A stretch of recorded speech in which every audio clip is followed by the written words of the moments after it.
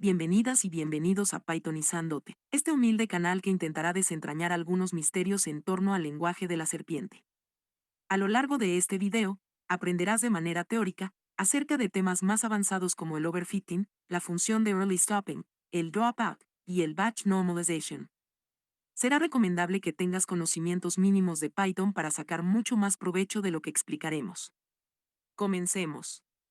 En cuanto a los datos, hay dos tipos de información. Un tipo es la señal. La señal es la parte que se generaliza, la parte que puede ayudar a nuestro modelo a realizar predicciones a partir de nuevos datos. Y después tenemos el ruido. El ruido es toda la fluctuación aleatoria o todos los patrones no informativos que en realidad no pueden ayudar al modelo. Hacer predicciones, además, es importante aquí. A la hora de evaluar un modelo, utilicemos los datos de validación. Hay que tener en cuenta que la pérdida en los datos de validación proporciona una estimación del error esperado para nuevos datos. Es decir, para las previsiones que vayamos a tener a futuro para predicciones reales. Por el contrario, la pérdida en los datos de entrenamiento disminuirá cuando el modelo aprenda la señal o cuando el modelo aprenda del ruido, pero la pérdida en los datos de validación solo disminuye cuando el modelo aprende la señal, no cuando aprende del ruido. Por lo tanto, cuando un modelo aprende la señal, ambas curvas descienden. Pero cuando un modelo aprende del ruido, se crea un espacio entre las curvas, este espacio de aquí. El tamaño del espacio nos dice cuánto ruido ha aprendido el modelo. Idealmente, crearíamos modelos capaces de aprender la señal e ignorar todo el ruido. ¿Cómo vemos esto? Pues bien, esto lo vemos fácilmente en las curvas de aprendizaje. Las curvas de aprendizaje comparan la pérdida para los datos de validación con los datos de train a lo largo de las diferentes iteraciones. Como ya hemos indicado, si la diferencia entre la pérdida de la validación y la de entrenamiento es grande, nuestro modelo únicamente habrá aprendido ruido. Además, podemos hacer que el modelo aprenda más señal a costa de aprender más ruido. Sin embargo, después de cierto punto, después de cierto número de epochs, el costo del beneficio y la pérdida de validación comienza a aumentar. ¿Qué es lo que tenemos aquí? Con esto podemos introducir el concepto de underfitting y overfitting. El subentrenamiento o underfitting se da cuando el modelo no ha entrenado lo suficiente y no ha conseguido aprender bien de los datos.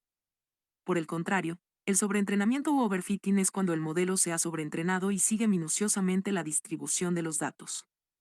Es decir, no es capaz de generalizar y buscar un patrón. En este caso, el modelo habría aprendido demasiado ruido. El truco para entrenar modelos de aprendizaje profundo de Deep Learning es encontrar el mejor equilibrio entre estos dos casos. A continuación veremos un par de formas de obtener más señal de los datos de entrenamiento mientras reducimos la cantidad de ruido que aprende el modelo. Hay diferentes formas de obtener esto. Podemos aumentar la capacidad del modelo. La capacidad de un modelo se refiere al tamaño y a la complejidad de los patrones que puede aprender. En el caso de redes neuronales, esto depende en gran medida del número de neuronas y de cómo estén conectadas entre sí. Se puede aumentar la capacidad de una red haciéndola más ancha. ¿Qué caso sería este? Este caso de aquí tiene más neuronas haciéndola más profunda. En él estamos agregando más capas. Las redes más amplias tienen más facilidad para aprender relaciones más lineales, mientras que las redes más profundas prefieren los patrones no lineales. ¿Cuál es mejor? Depende del conjunto de los datos. Otra forma de aumentar la capacidad de rendimiento del modelo sin que éste se sobreentrene es con la función de early stopping. Cuando un modelo está aprendiendo ruido, la pérdida de los datos de validación puede aumentar durante el entrenamiento. Para evitar esto, podemos detener el entrenamiento siempre que parezca que la pérdida de los datos de validación ya no está disminuyendo. Interrumpir el entrenamiento de esta manera se llama parada temprana o early stopping. Vemos que el modelo empieza a entrenar a lo largo de las diferentes épocas, y con el early stopping decimos, ok, ahora que empieza a aumentar la diferencia entre la pérdida de los datos de validación y training, entonces lo paramos aquí. Gracias a esto, mantenemos el modelo donde la pérdida de validación es mínima.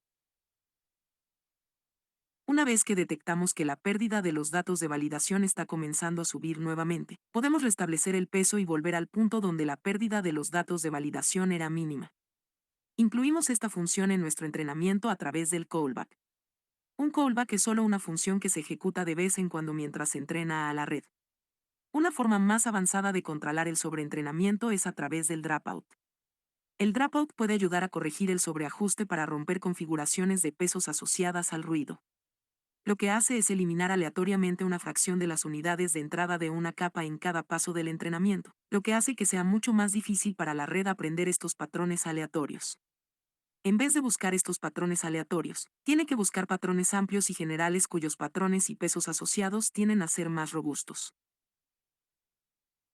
Por tanto, el dropout, como hemos dicho, elimina aleatoriamente algunas unidades de entrada de la capa, cambia de paso y volvemos a alterar y eliminamos otra.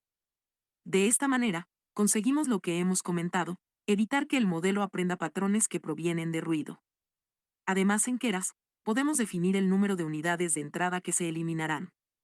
Hay que colocar la capa dropout justo antes de la capa en que deseamos aplicar este dropout. La siguiente técnica que tenemos para tratar de mejorar el entrenamiento y reducir el sobreajuste sería el batch normalization o la normalización por lotes. Esta técnica puede ayudar a corregir el entrenamiento lento o inestable con las redes neuronales.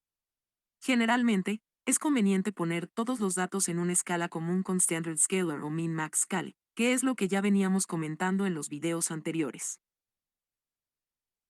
La razón para normalizar los datos es que la función de pérdida cambia los pesos de la red en proporción a la magnitud de la activación que produzcan los datos. Las características tienden a producir activaciones de muy diferentes tamaños, lo que puede generar un comportamiento de entrenamiento inestable. Por tanto, es conveniente aplicar estas capas de normalización. La mayoría de las veces, batch normalization se agrega como ayuda al proceso de optimización. Los modelos que utilizan la normalización tienden a necesitar menos épocas para completar el entrenamiento. Además, esta función también puede solucionar varios problemas que pueden hacer que el entrenamiento se atasque o sea inestable. Ahora que hemos visto la teoría, vamos a aprender a cómo programar estas funciones que hemos visto en el siguiente video.